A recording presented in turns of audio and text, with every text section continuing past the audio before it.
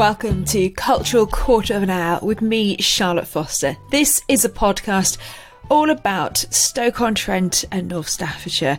We are unashamedly positive about the area and we unashamedly sing this area's praises. We do this by looking at the area's culture. Now, this can be anything from events that are taking place, history of the area, but most importantly, it is the people.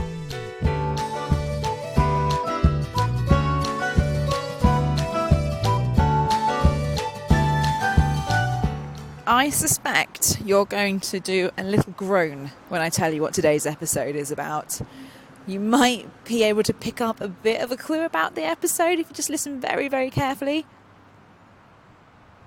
There's lots of cars in the background. Yep, where else are there lots of cars in Stoke-on-Trent? The A500, the D Road, the car park that is that joyous road. And we are talking about the D Road today. Now, don't worry, I haven't gone completely mad. I know you think I have. It's actually because it's the latest feature of the latest production by Deb McAndrew of Claybody Theatre.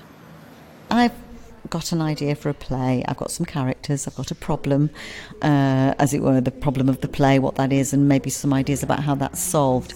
And some of the themes, which are obviously the play is sort of set in a fictitious place around the D Road.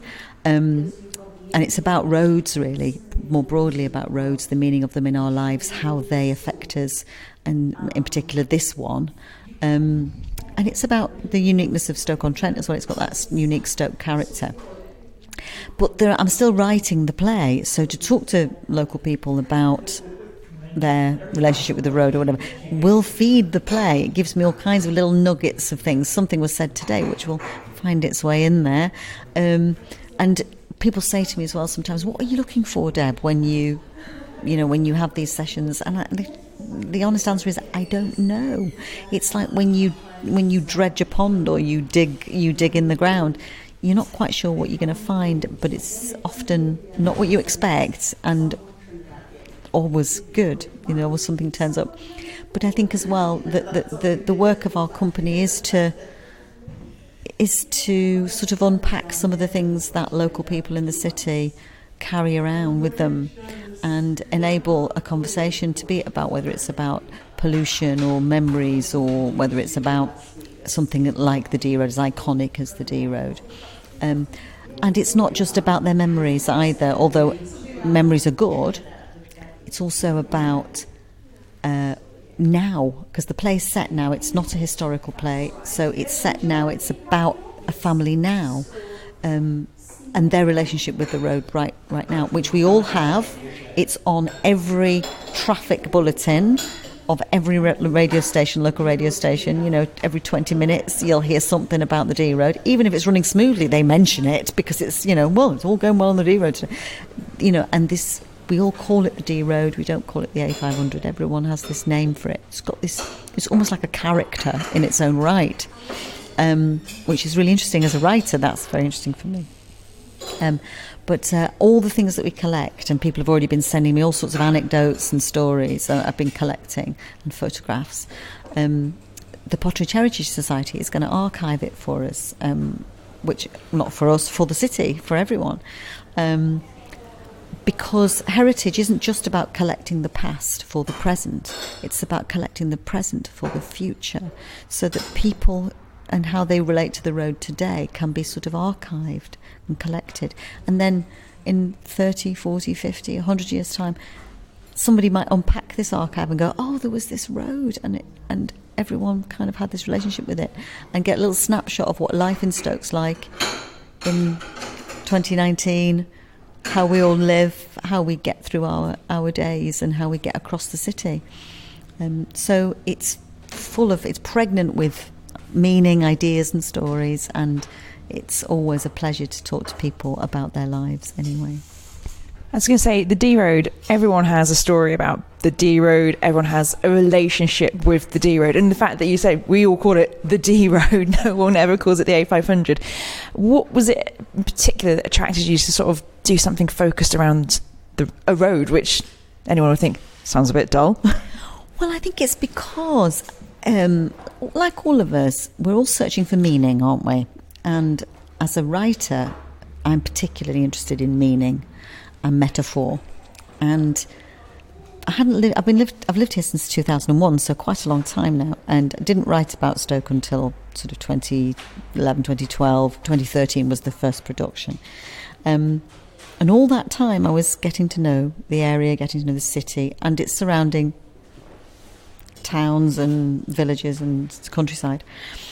And I found it fascinating, and it became very apparent over a period of time that the Dee Road wasn't just a road, that it was a kind of boundary, that it was a sort of river, really, with these very different social and economic and cultural groups of people living on different sides of it.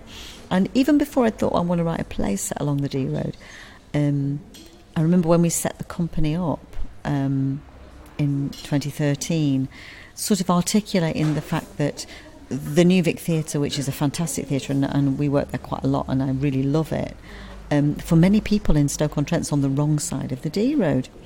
And I'd sort of soaked into myself and into my ideas of the area that there was very much this divide and that people didn't go over. So people on the sort of Stoke-Hanley, the Stoke-on-Trent side of the Dee Road didn't come over to the Newcastle side, and vice versa. But then when we started to make, and I said we've got to make theatre on the other side of the Dee Road, and we put our plays on in Spode. The last twice we put our plays on in Spode, which of course geographically is on the same side of the Dee Road as the New Vic Theatre, but culturally it isn't. It's on the other side, which is a very complex thing. And when you start to think about that, what you realise is that the Dee Road isn't just a road, it is an idea. The Dee Road exists in people's minds as much as it exists in the physical world.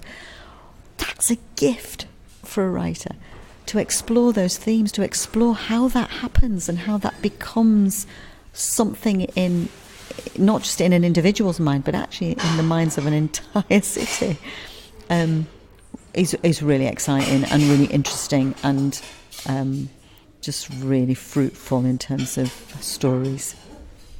I know it's early days so far, but what have people been telling you about their relationship with the Dee Road so far?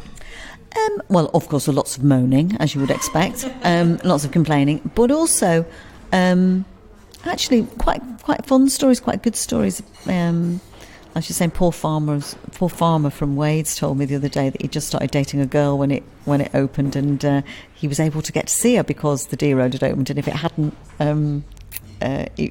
he wouldn't have been able to. That's not his wife, I don't think so. It's quite a long time ago. Just a girlfriend.